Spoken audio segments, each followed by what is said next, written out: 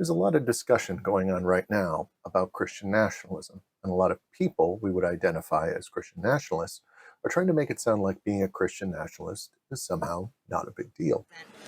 We need to be the party of nationalism, and I'm a Christian, and I say it proudly. We should be Christian nationalists. Talk first about Christian nationalism. Have you heard that term? Did you know that nationalism is the opposite of globalism? The current dog whistle in progressive media warns people about Christian nationalists. So we're going to talk about that.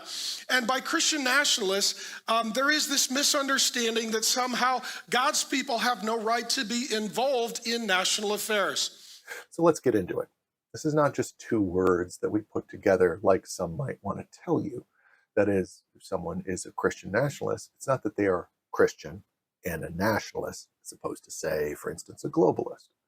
What it means is that they are part of a Christian movement, which there are several, which identifies the foundations of the United States as Christian to an exclusivist degree, and either asserts that the United States only works because of those Christian foundations, or that we need to return to these foundations in order to be successful again.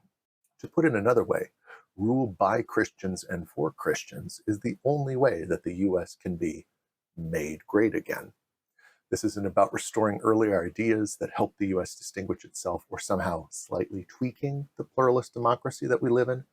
It's about reinterpreting the democratic foundations of the United States through God's law and placing Christian ideology and practitioners at the center of everything.